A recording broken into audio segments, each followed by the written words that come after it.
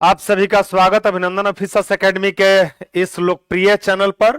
और हम लोग देख रहे हैं भारतीय राज्य व्यवस्था का सिलेक्शन सीरीज। बहुत महत्वपूर्ण सीरीज है यह, और प्रश्न तो महत्वपूर्ण है ही, इसका विश्लेषण भी शानदार होगा। जहां कंसेप्ट की बात होगी वहां कंसेप्ट की बात की जाएगी, इंफॉर्मेशन की बात होगी इंफॉर्मेशन की बात की जाएगी। यानी जीएस को समझते हुए पढ़ना है, पॉलिटी को समझते हुए पढ़ना है, रटना बिल्कुल नहीं है, रटना बिल्कुल नहीं है। तो चलिए बिना विलंब के एक बार आप लोग वहां से ऑडियो वीडियो के विषय में भी ओके कर दीजिए, ऑडियो वीडियो के विषय में भी ओके कर दे, वहां से ऑडियो वीडियो के विषय में भी ओके कर दिए। मेरी आवाज आप तक पहुंच रही है तो ऑडियो वीडियो वहां से बता दें आप, ऑडियो वीडियो।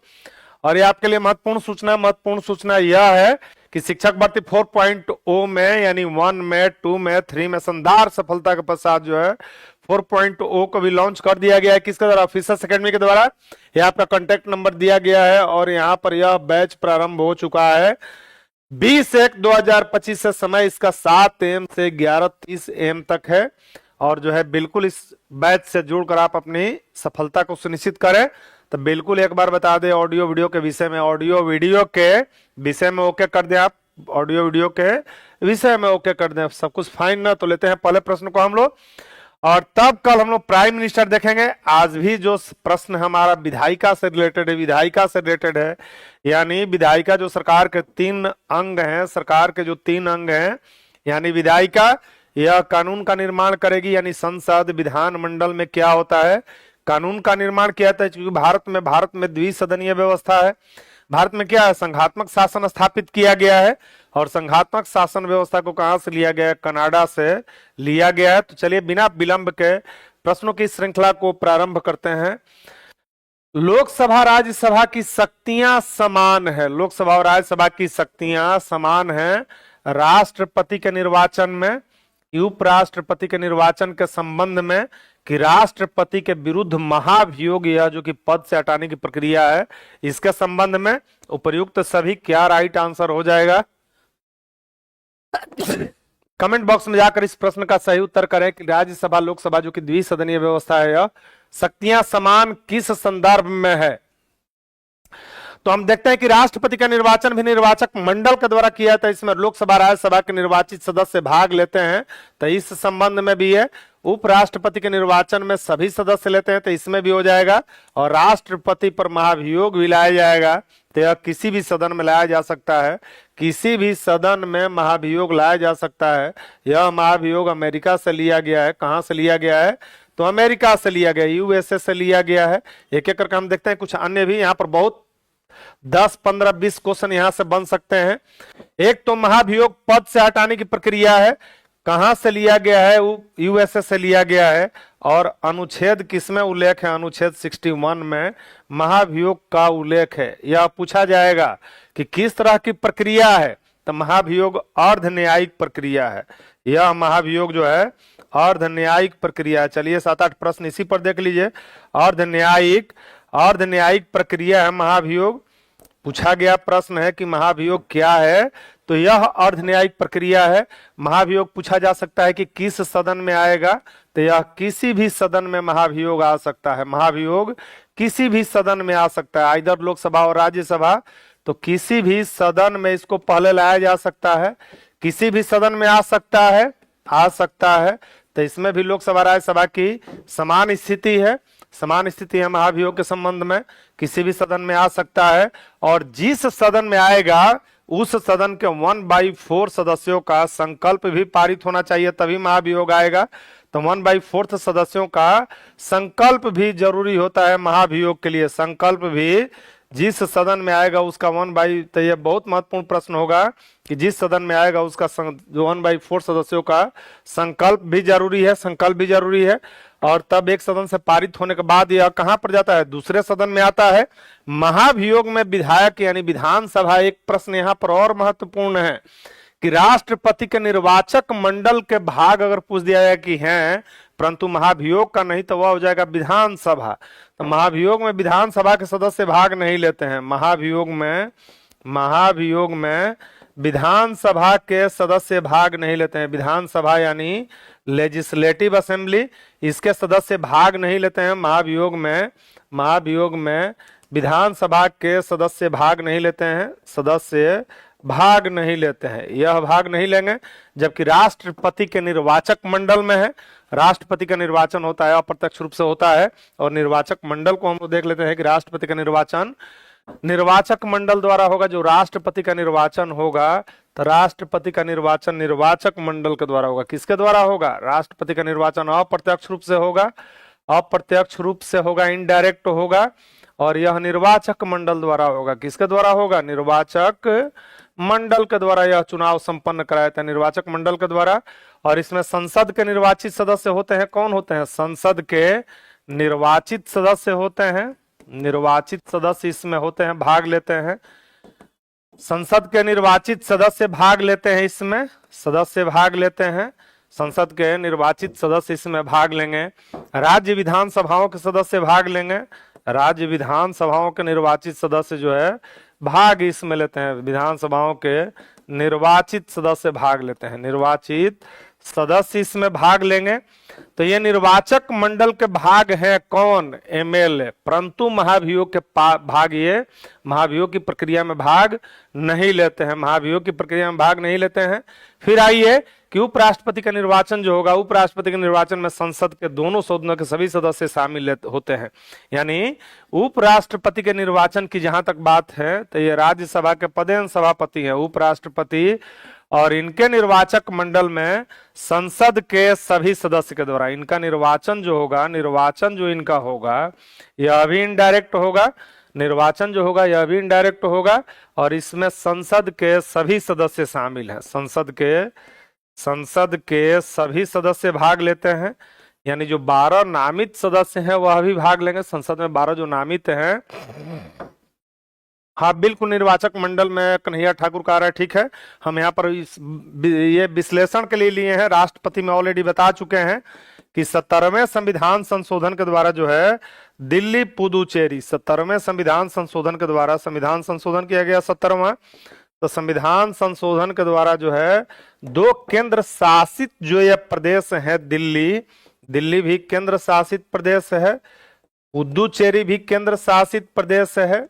तो इस दोनों राज्य का आप पेयर भी याद रखिए कि किस केंद्र शासित के, क्या दिल्ली और लक्षद्वीप के? नहीं, दिल्ली और पुदुचेरी विधानसभाओं के निर्वाचित सदस्य भी भाग लेते हैं, विधानसभाओं के सदस्य भी भाग लेते हैं, विधानसभाओं के निर्वाचित सदस्य भाग लेते हैं।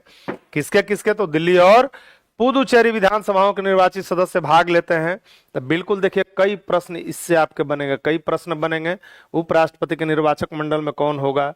राष्ट्रपति का निर्वाचन अनुच्छेद जो है 54 और 55 में, 54 और 55 में निर्वाचन का उल्लेख है। किसके? राष्ट्रपति के। राष्ट्रपति के निर्वाचन से संबंधित यह अनुच्छेद है, अनुच्छेद 54 और 55। राष्ट्रपति के निर्वाचन में अनुच्छेद 54 कहेगा कि वोट कौन डालेगा, यानी कौन पात्र होंगे। 55 में प्रक्रिया का उल्लेख है कि यह चुनाव किस प्रक्रिया से संपन्न की जाएगी, किस प्रक्रिया से संपन्न की जाएगी। तो बिल्कुल इसे आप देख लेंगे। अगले प्रश्न की ओर हम लोग, अविश्वास प्रस्ताव किस सदन में लाया जाता है? या सरकार के विरुद्ध में लाया जाता है, विरोध में लाया जाता है। तो अविश्वास प्रस्ताव में यह भी पूछा सकता है कि किसके द्वारा लाया जाएगा? अविश्वास प्रस्ताव को लाया जाएगा, अविश्वास प्रस्ताव को लाया जाएगा विपक्ष के द्वारा, विपक्ष के द्वारा। और प्रधानमंत्री या सरकार में बने रहने के लिए जरूरी यह है कि संसद सदन का विश्वास मत हासिल हो, विश्वास मत हासिल हो।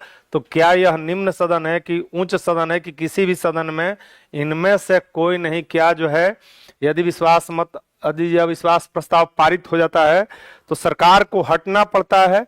तब बिल्कुल इसमें कहें आप किसी भी सदन में आप लिख रहे हैं, किसी भी सदन में कैसे आएगा? विश्वास अविश्वास प्रस्ताव जब भी आएगा तो यह लोकसभा में आएगा। हमारे प्रधानमंत्री अटल बिहारी वाजपेयी थे कवि हृदय, और एक मत इनको हासिल नहीं हुआ। अटल बिहारी वाजपेयी जो है यह एक मत से पराजित हो गए थे, मतलब इनको त्याग पत्र देना पड़ा था। तो एक मत का भी इसमें अहमियत है, एक मत का जो है। तो यानी विश्वास अविश्वास प्रस्ताव आएगा केवल लोकसभा में आएगा, जो कि निम्न सदन है। यह किस तरह का सदन है? निम्न सदन है। यह उच्च सदन है, तो उच्च सदन में यह नहीं आएगा, उच्च सदन में नहीं आएगा। इसी के साथ एक बात और महत्वपूर्ण है, एक बात और, थोड़ा सा कलर के बारे में ओके कर दिए, चूंकि चेंज किए हैं कलर। आपको विजुअल है ना, यह विजुअल चूंकि इस तरह के ये पर व्हाइट, ये पर आप तो या तो ब्लू ठीक रहेगा या ब्लैक ठीक रहेगा, ब्लैक ठीक रहेगा। तो चलिए इसमें आपका ये हो जाएगा मनी बिल भी, यानी धान विधेयक भी जब भी आएगा, धान विधेयक में भी सर्वप्रथम कहाँ में आता है, तो धान विधेयक भी कहाँ पर आएगा, लोकसभा में आएगा, लोकसभा में आएगा सबसे पहले। यानी इस विधेयक के संदर्भ में लोकसभा को ज्यादा शक्ति मिला हुआ है, ज्यादा शक्ति मिला हुआ है। और धान विधेयक राज्यसभा जो है, धान विधेयक राज्यसभा जो है 14 दिन तक रोके रख सकती है। धान विधेयक को राज्यसभा धान विधेयक को 14 दिन तक रोके रख सकती है। राज्यसभा धान विधेयक को 14 दिन तक रोके रख सकती है, 14 डेज तक, यानी 14 दिन तक धान विधेयक को रोके रख सकती है राज्यसभा। धान विधेयक को कितना दिनों तक रोके रख सकती है, 14 दिनों तक। यानी लोकसभा को बहुत पावर है, या तो 14 दिन में या सुझाव के साथ लोकसभा को भेजेगी। सुझाव मानना या ना मानना किस पर निर्भर करता है, लोकसभा पर निर्भर करता है। तो मनी बिल, और मनी बिल की परिभाषा अनुच्छेद 110 में है। मनी बिल की परिभाषा धान विधेयक, आपसे पूछा सकता है कि मनी बिल कौन प्रमाणित करें कि कोई विधेयक धान विधेयक है या नहीं, या अमुक विधेयक धान विधेयक है या नहीं। तो यह पारित किया जाएगा किसके द्वारा, लोकसभा अध्यक्ष द्वारा प्रमाणित किया जाएगा कि कोई विधेयक धान विधेयक है या नहीं, यह लोकसभा अध्यक्ष प्रमाणित करेंगे। लोकसभा में अनुसूचित जाति अनुसूचित जनजातियों के लिए सीटों का आरक्षण संविधान के किस अनुच्छेद में उपबंधित है, 137 में कि 16 में अनुच्छेद में कि 330 में, 335 में। चारों अनुच्छेद महत्वपूर्ण है और चारों अनुच्छेद यहां पर आपको हम बता दे रहे हैं। मैं पहले आ जाना अनुसूचित जाति यानी एससी शेड्यूल कास्ट, और अनुसूचित जनजाति यानी एससी एसटी के लिए सीटें आरक्षित है, सीटें आरक्षित है लोकसभा में। कहां पर, यहां पर यह भी देखना है कि लोकसभा में सीटें आरक्षित है 137 में कि 16 में कि 330 में। तो यह सीटें आरक्षित है अनुच्छेद आपका 330 में, यह सीटें आरक्षित है अनुच्छेद 330 में। रही बात यदि अनुच्छेद 16 की बात हम कर लें, 16 की बात कर लें, तो इसमें लोक नियोजन में अवसर की समानता यानी सरकारी नौकरियों में अवसर की समानता है। 16 क्या कहेगा, लोक नियोजन में अवसर की समानता। लोक नियोजन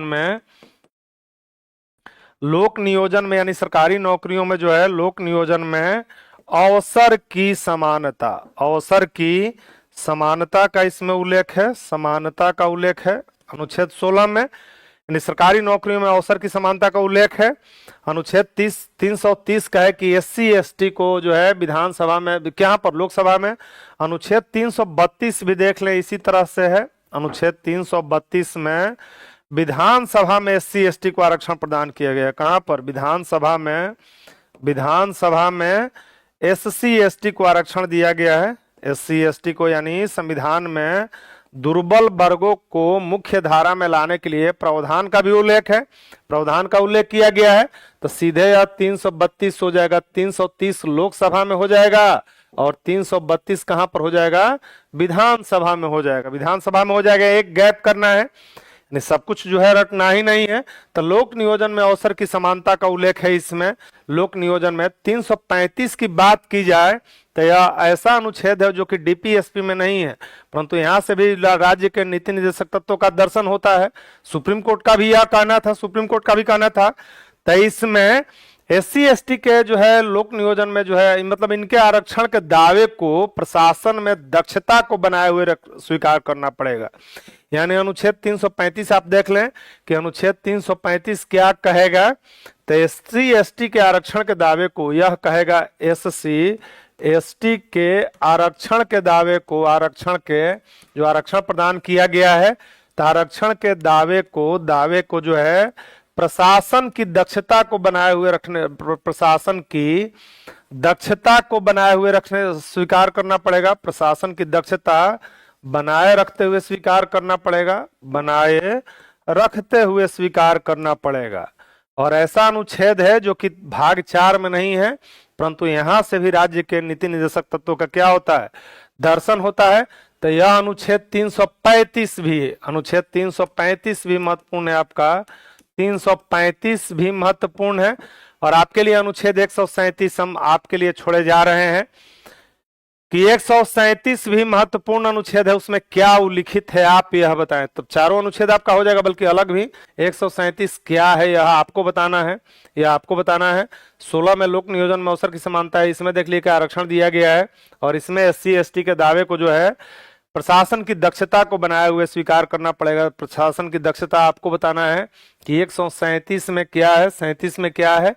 अब आइए अगले प्रश्न की ओर हम लोग बढ़ते हैं। शिक्षक भर्ती 4.2 में PRT 1 to 5 के लिए भी बैच लॉन्च कर दिया गया है, और इस कोर्स के साथ 2 कोर्स जो है फ्री है। 5000 प्रश्नों का डिस्कशन भी आपको मिलेगा, और जो NCERT का नए तरीके का नोट्स भी, जिसको परीक्षा परीक्षा पॉइंट ऑफ व्यू से बहुत महत्वपूर्ण है। सुभाष कुमार ठाकुर का आ गया, बिल्कुल न्यायिक पुनर्विलोकन है, न्यायिक पुनर्विलोकन है।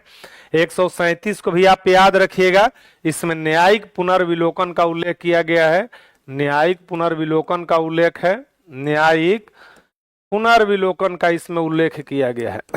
न्यायिक पुनर्विलोकन का उल्लेख किया गया अनुच्छेद 137 में। 16 हो गया, 130 हो गया, 330 हो गया, 35 हो गया, 35 हो गया। अलग से हम लोग 32 भी देख लिए, यानी 5 अनुच्छेद भी यहाँ पर जो महत्वपूर्ण अनुच्छेद है उसे देख लिए। सभी अनुच्छेद परीक्षा पॉइंट ऑफ व्यू से इंपॉर्टेंट नहीं होता है, जो अनुच्छेद महत्वपूर्ण है उसी अनुच्छेद को पढ़ना है।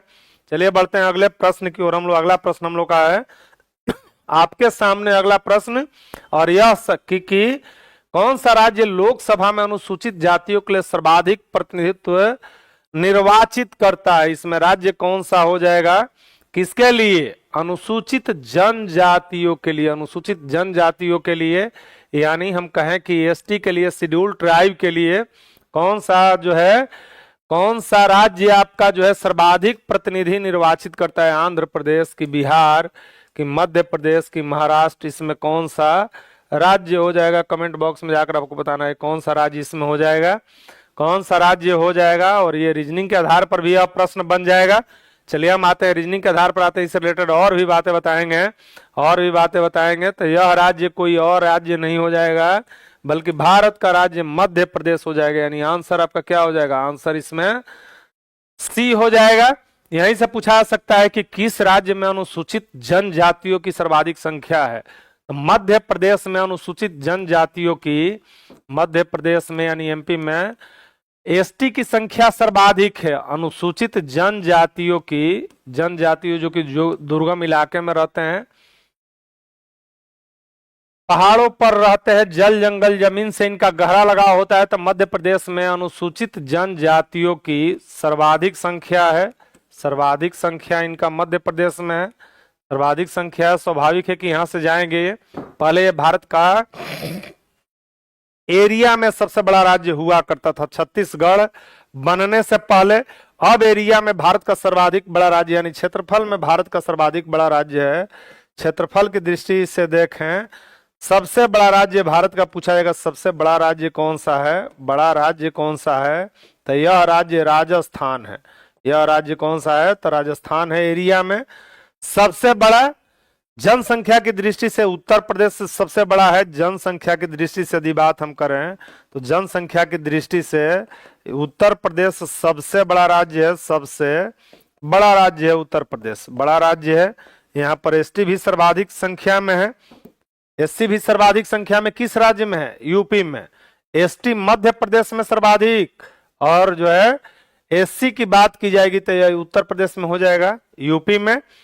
यानी जनसंख्या की दृष्टि से आपका जो राज्यों का क्रम हो जाएगा, यह हो जाएगा जनसंख्या की दृष्टि से क्रम भी यदि आपको याद रखना है, जनसंख्या की दृष्टि से यदि क्रम भी पूछा जाए, दृष्टि से क्रम यदि पूछा जाए राज्यों का, तो यह हो जाएगा उत्तर प्रदेश।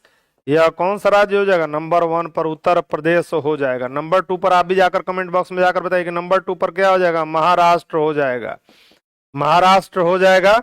और नंबर 3 में बिहार हो जाएगा। 3 याद रखिएगा। यानी पूछा है कि जनसंख्या की दृष्टि से बिहार का कौन स्थान है, तो जनसंख्या की दृष्टि से बिहार का स्थान 3rd है।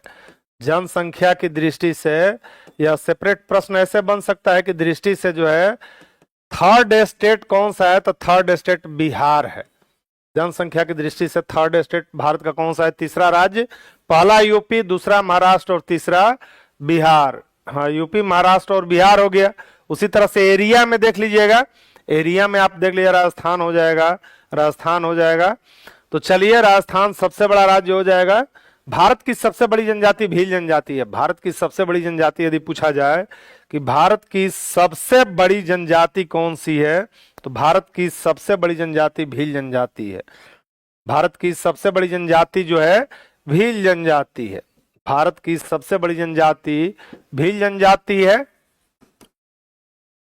भारत की सबसे बड़ी जनजाति यदि पूछा जाए, सबसे बड़ी जनजाति पूछा जाए तो यह भील जनजाति है। सबसे बड़ी जनजाति जो है यह भील है। यह प्रश्न बनेगा कि भारत की सबसे बड़ी जनजाति कौन सी है।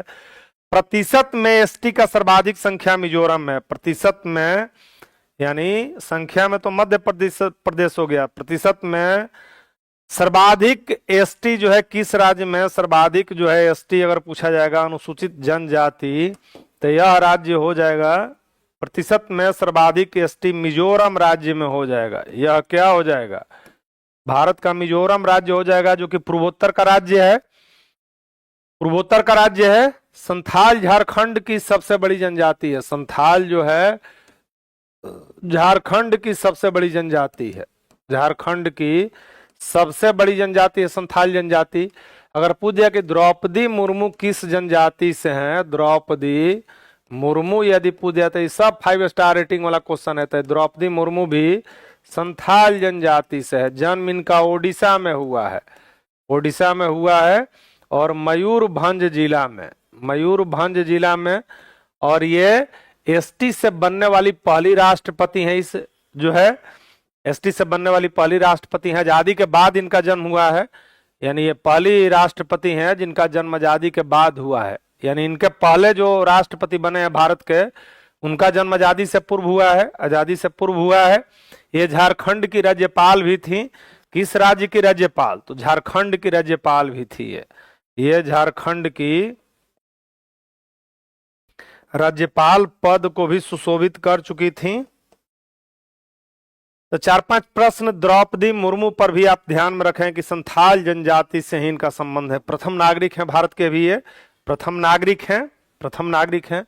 अगला प्रश्न जो आपका है वह कि लोकसभा में मंत्रिपरिषद के विरुद्ध अविश्वास प्रस्ताव का लाने हेतु न्यूनतम संख्या कितनी है। न्यूनतम संख्या जो है अविश्वास प्रस्ताव आएगा, इसके लिए न्यूनतम संख्या कितनी होगी लोकसभा में।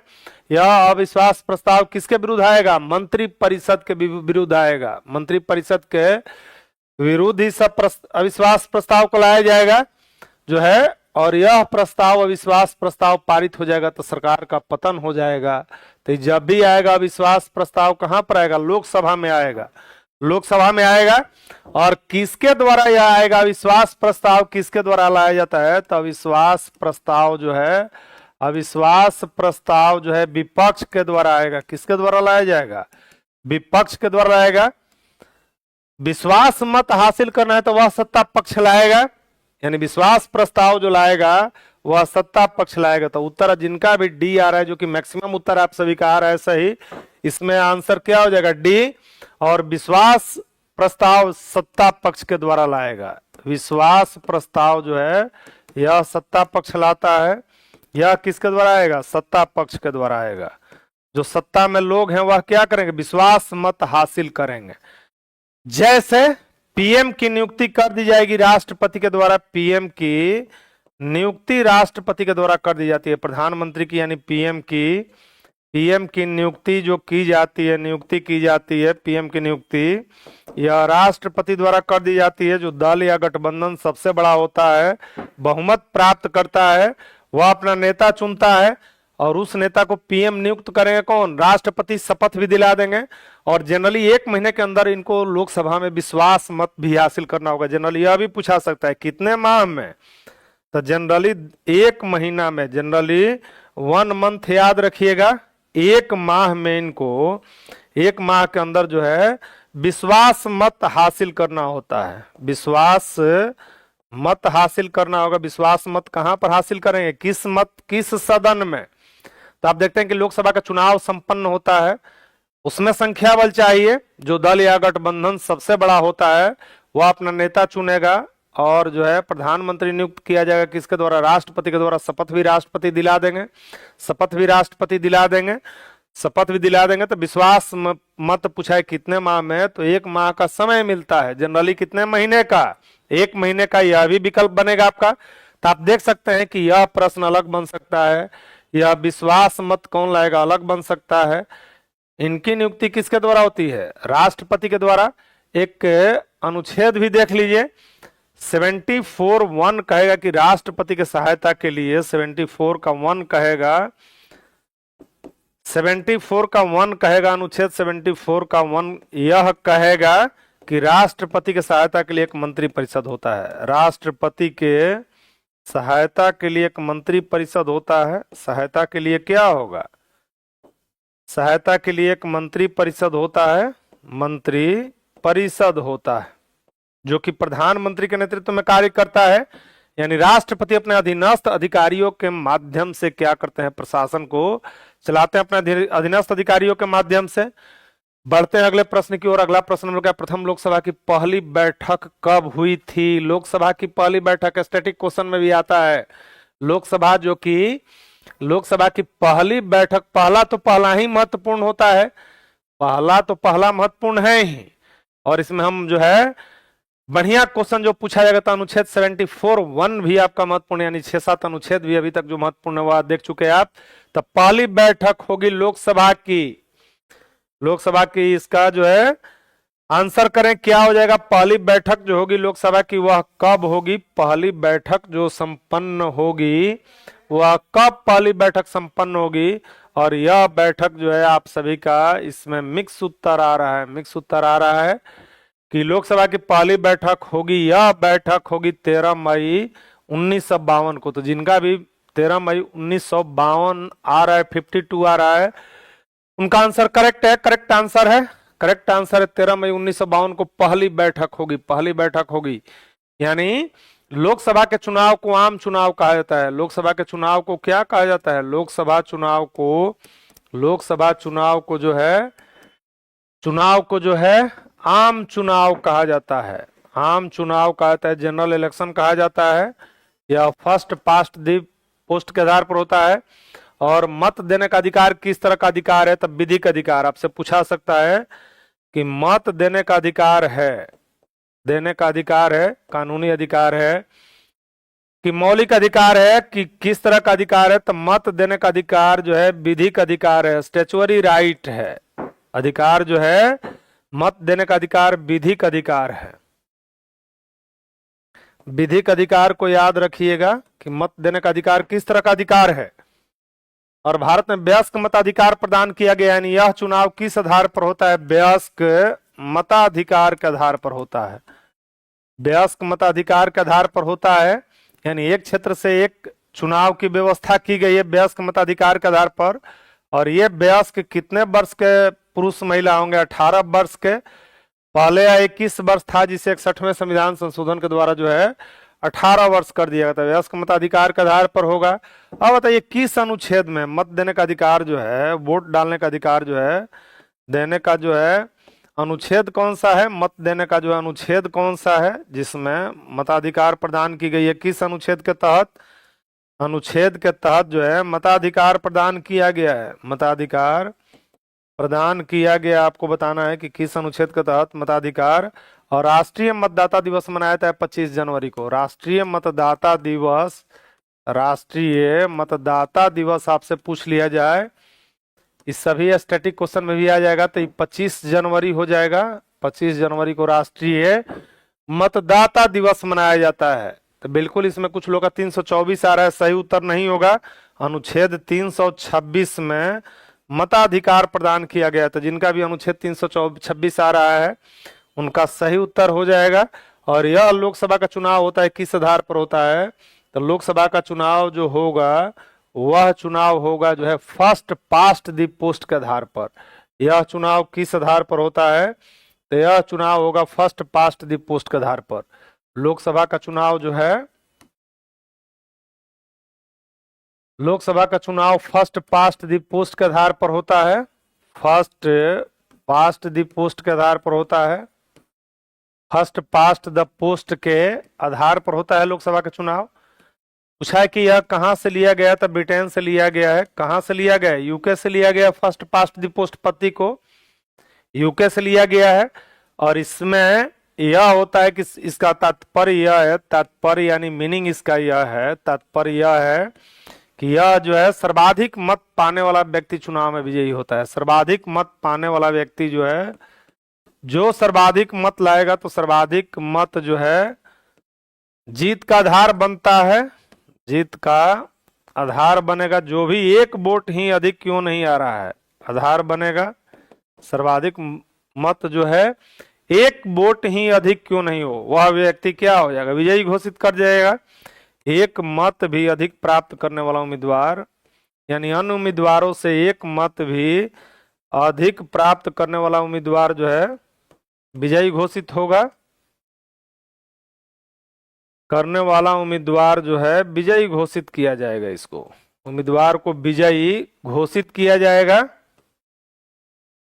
विजयी घोषित किया जाएगा। एक मत भी अधिक आ रहा है, वह क्या विजयी घोषित होगा? विजयी घोषित होगा। कहां से लिया गया है? यूके से लिया गया है।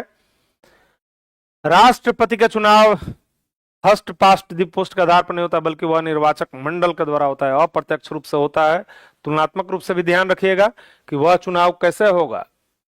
मंत्री परिषद किसके प्रसाद पर्यंत कार्य करती है? मंत्री परिषद जो है, यानी राष्ट्रपति मंत्री परिषद, राष्ट्रपति को सहायता देने के लिए जिस मंत्री परिषद की बात की गई है, मंत्री परिषद की बात की गई है, यह किसके प्रसाद पर्यंत बात अगर की जाएगी कि यह मंत्री परिषद किसके प्रसाद पर्यंत काम करेगा, किसके प्रसाद पर्यंत मंत्री परिषद के द्वारा कार्य किया जाएगा, कमेंट बॉक्स में आकर बताएं कि मंत्री परिषद किसके प्रसाद पर्यंत जो है कार्य करेगा।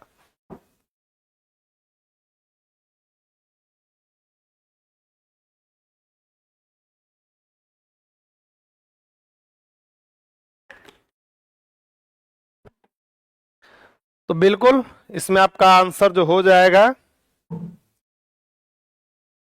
किसके प्रसाद पर्यंत कार्य करती है मंत्री परिषद? मंत्री परिषद किसके प्रधान प्रसाद पर्यंत कार्य करती है? तो प्रधानमंत्री उत्तर हो जाएगा, उत्तर डी हो जाएगा इसमें। यानी मंत्री परिषद की अध्यक्षता किसके द्वारा की जाती है? प्रधानमंत्री के द्वारा। मंत्री परिषद की अध्यक्षता जो की जाएगी, मंत्री परिषद की अध्यक्षता किसके द्वारा की जाएगी? मंत्री परिषद की अध्यक्षता की बात होगी। अध्यक्षता यानी यह पीएम के नेतृत्व में, यह मंत्री को त्याग पत्र देने के लिए कह सकते हैं। प्रधानमंत्री क्या करेंगे? टीम के कैप्टन है, मंत्री को त्याग पत्र देने के लिए कह सकते हैं। त्याग पत्र न देने पर राष्ट्रपति को बर्खास्त करने के लिए भी कह सकते हैं। यानी मंत्री को, प्रधानमंत्री मंत्री को जो है, पीएम जो होते हैं, मंत्री को त्याग पत्र देने के लिए कह सकते हैं। क्या कह सकते हैं? त्याग पत्र। और ये त्याग पत्र न देंगे तो प्रधानमंत्री बर्खास्त नहीं करेंगे, ये राष्ट्रपति को बर्खास्त करने के लिए कह सकते हैं। त्याग पत्र न देने पर, त्याग पत्र न देने पर, त्याग पत्र न देने पर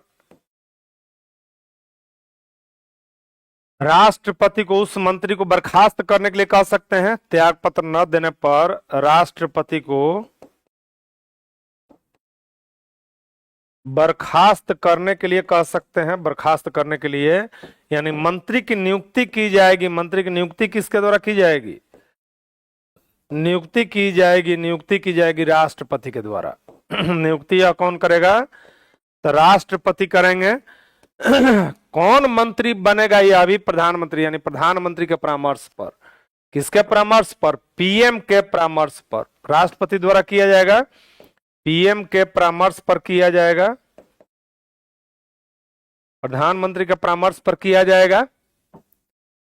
चलिए लेते हैं अगले प्रश्न को, लेते हैं अगला प्रश्न जो आपके सामने है। शिक्षक भर्ती से पहले शिक्षक भर्ती 4.0 में 6 to 8 के लिए भी बैच लॉन्च कर दिया गया है और इसमें सब्जेक्टिव वाइज 5000 से अधिक प्रश्नों का डिस्कशन है और एनसीईआरटी का नया तरीका का नोट्स भी आप में इसको फ्री मिलेगा। तो इस बैच से जुड़कर सफलता सुनिश्चित करें। लोकसभा में किस प्रकार मंत्रिपरिषद को व्यवहारिक रूप प्रदान करती है?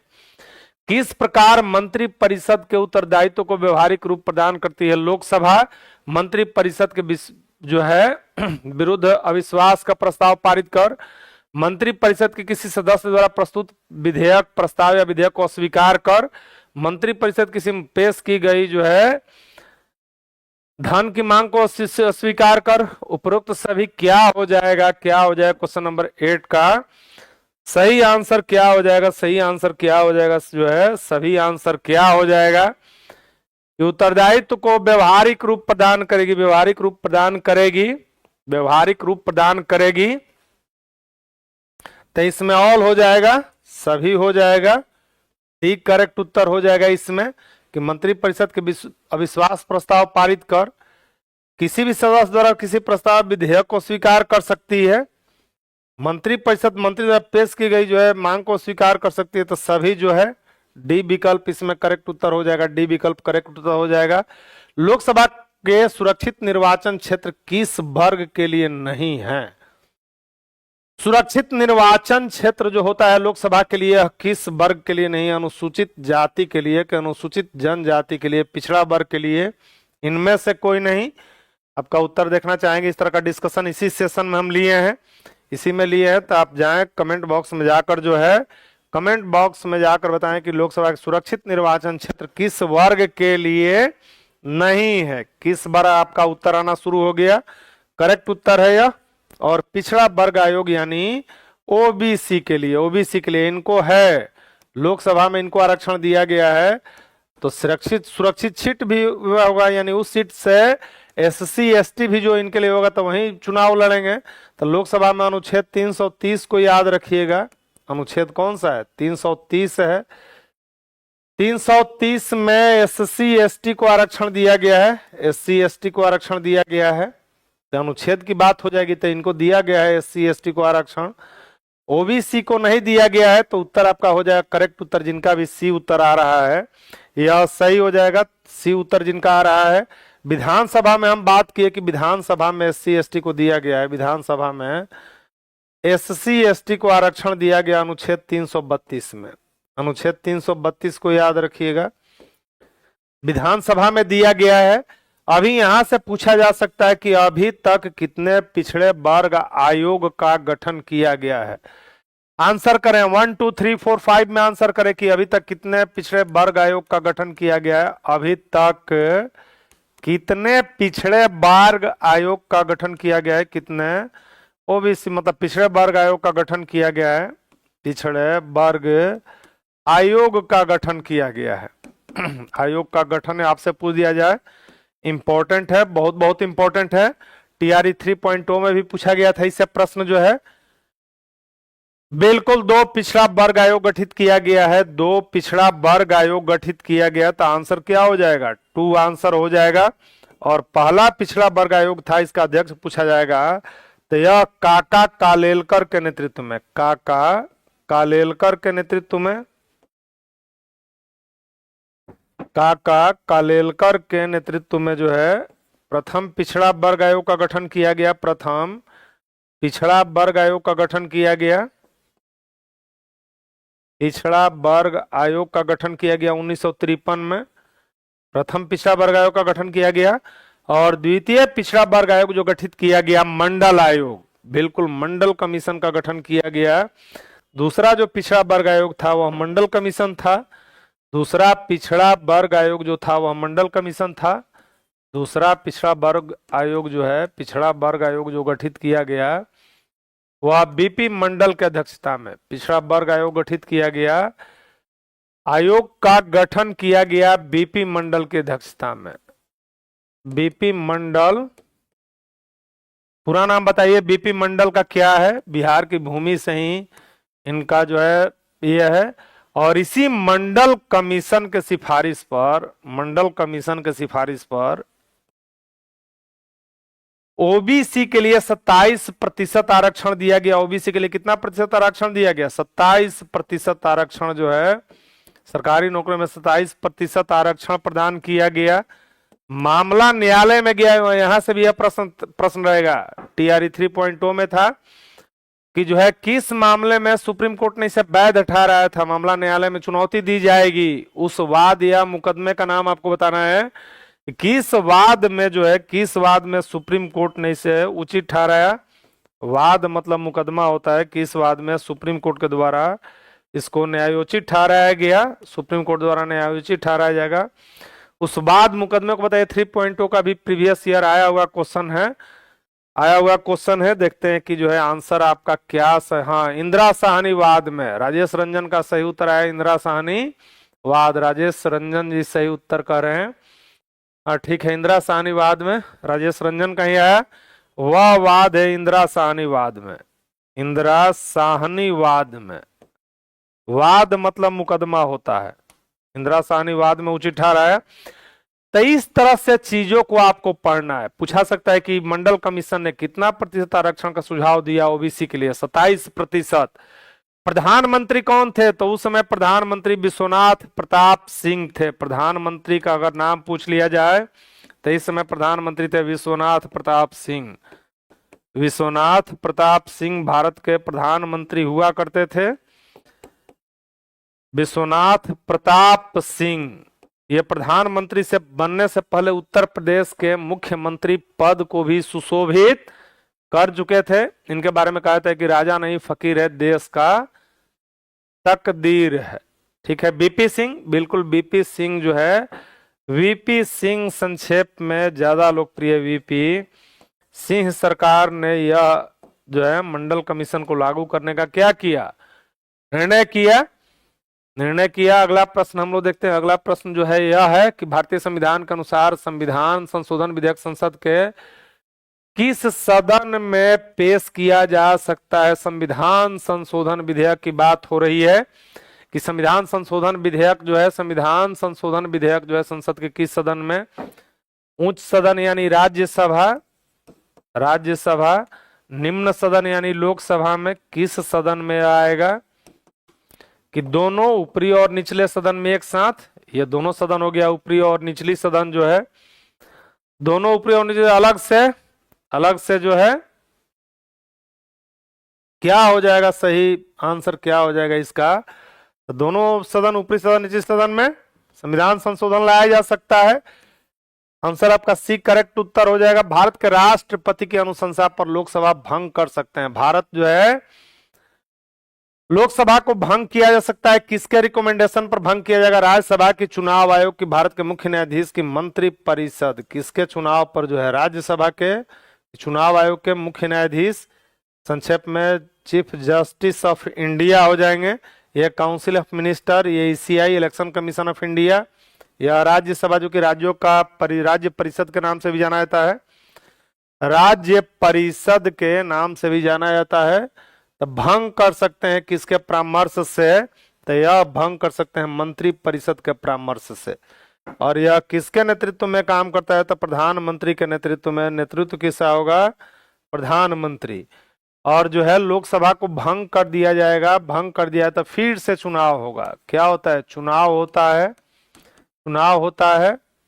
होता है, यह बात जानना है। अधिसूचना पूछ दिया गया है कि लोकसभा के चुनाव की अधिसूचना किसके द्वारा जारी की जाती है?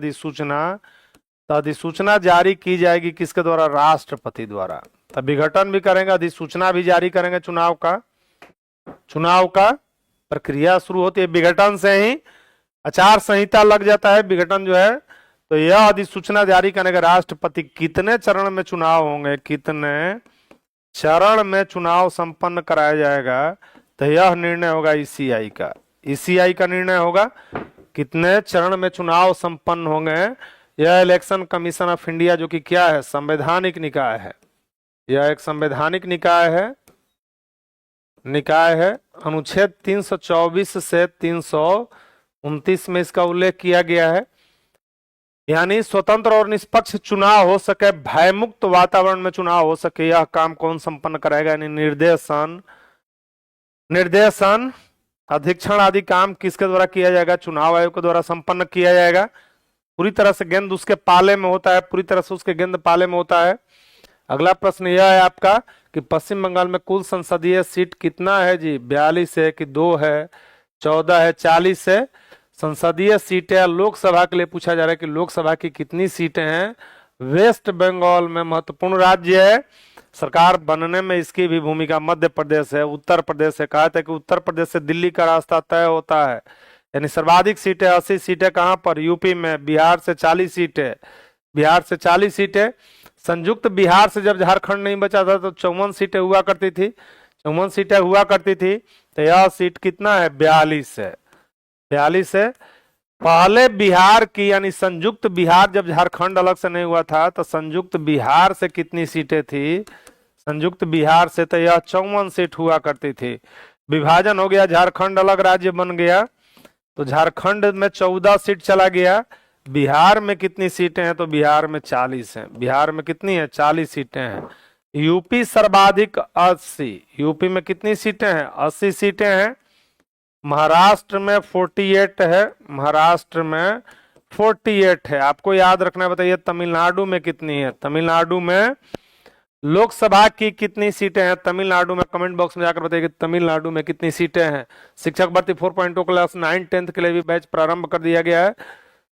सब्जेक्ट वाइज 5000 से अधिक प्रश्नों का डिस्कशन मिलेगा, 6 से 12 तक एनसीईआरटी भी इसमें आपको प्राप्त होगा। नेक्स्ट प्रश्न आपका यह है, नेक्स्ट प्रश्न यह है, तमिलनाडु से मेरा प्रश्न है कि तमिलनाडु से कितनी सीटें हैं। संसद के दोनों सदनों की संयुक्त बैठक विधेयक में पारित होता है। संसद की दोनों सदनों की संयुक्त बैठक को भेजा गया विधेयक पारित होता है उपस्थित सदस्यों के साधारण बहुमत से, कुल सदस्यों के पूर्ण बहुमत से, उपस्थित सदस्यों के 2/3 बहुमत से, उपस्थित सदस्यों के 3/4 बहुमत से। 39 करेक्ट, तमिलनाडु से कितना हो जाएगा, 39 हो जाएगा। करेक्ट आंसर है 39, 39 करेक्ट आंसर हो जाएगा। यहां पर आपको बताना है कि संसद के दोनों सदनों को संयुक्त बैठक में भेजा गया विधेयक पारित किससे होगा, साधारण बहुमत से, पूर्ण बहुमत, 2/3, 3/4।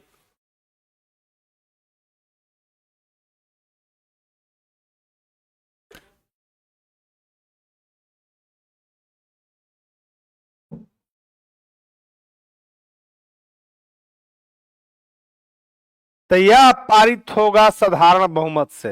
यह किससे पारित होगा, साधारण बहुमत से। विकल्प एक करेक्ट उत्तर होगा, साधारण बहुमत से इसको पारित किया जाएगा, साधारण बहुमत से पारित किया जाएगा। बिल्कुल आपको में इसमें सभी का आंसर जो है सटीक नहीं आ रहा है। साधारण बहुमत से पारित होगा। इसका किस अनुच्छेद में उल्लेख किया गया है, तो अनुच्छेद 108 में, 108 में, अनुच्छेद 108 में संयुक्त अधिवेशन का प्रावधान है, अधिवेशन का प्रावधान किया गया है। आपसे पूछ लिया है कि इसकी अध्यक्षता किसके द्वारा की जाएगी, अध्यक्षता संयुक्त अधिवेशन की लोकसभा अध्यक्ष द्वारा की जाएगी, लोकसभा अध्यक्ष के द्वारा की जाएगी। इसमें पलड़ा किसका भारी रहेगा, पलड़ा लोकसभा का भारी रहेगा, पलड़ा जो है लोकसभा का भारी रहेगा। लोकसभा के सदस्यों की संख्या अधिक है, राज्यसभा के कम है, तो अध्यक्षता किसके द्वारा की जाएगी, लोकसभा स्पीकर के द्वारा की जाएगी। ये 108 में इसका, और यह किस से, साधारण बहुमत से। यानी संविधान संशोधन 3 प्रकार से हो सकता है। संविधान संशोधन की बात यदि की जाए तो संविधान संशोधन यह कितना प्रकार से होगा, तो 3 प्रकार से होगा। साधारण रीति से, विशेष, दूसरा विशेष बहुमत से, और तीसरा उससे भी जो कठिन होगा, उससे भी कठिन होगा, वह आधे राज्यों के विधानमंडलों की अनुमति से उसको पारित करना होगा।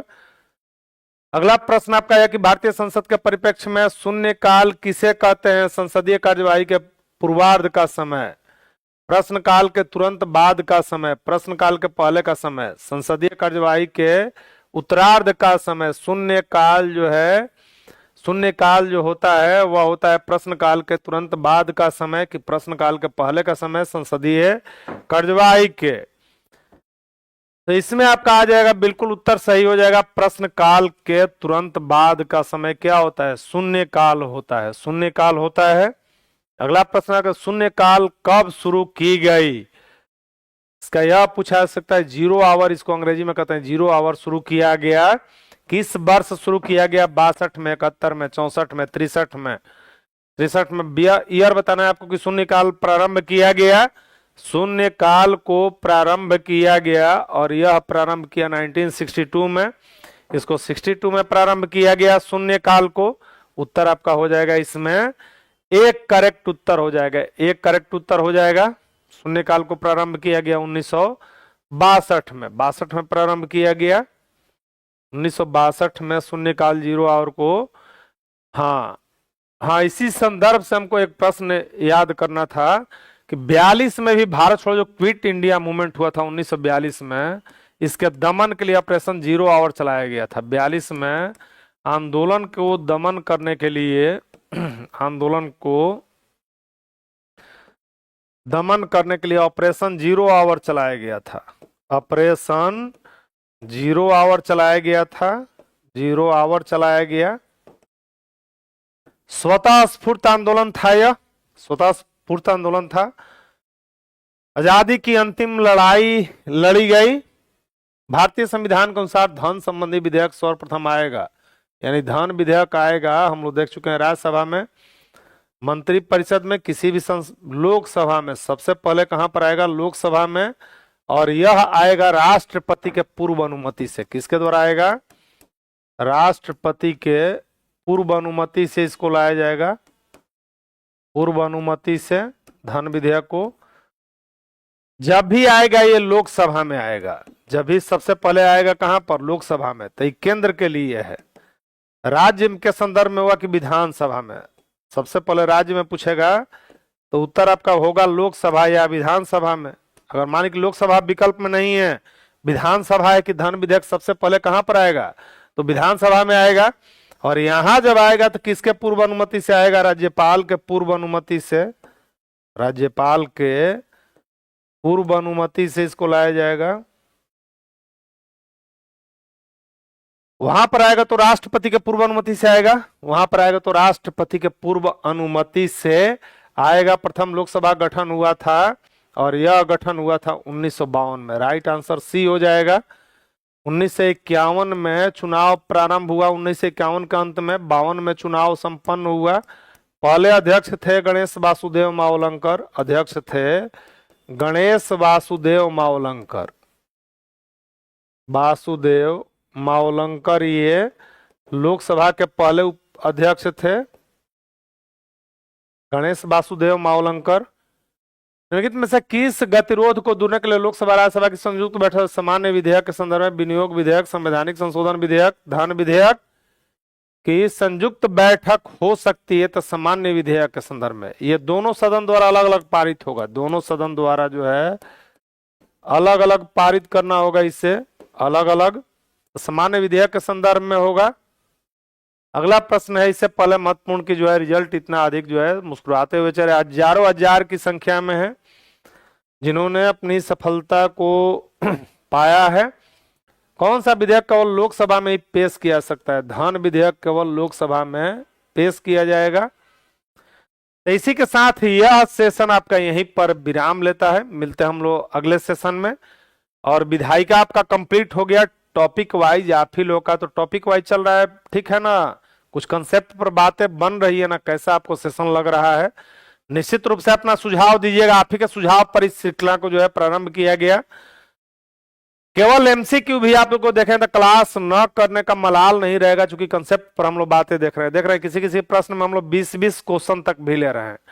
तो कैसा आपको सेशन लगता है, निश्चित रूप से इसे कमेंट बॉक्स में बताएंगे। बहुत बहुत धन्यवाद। Thank you, thank you. स्वस्थ रहिए, प्रसन्न रहिए। बहुत बहुत धन्यवाद।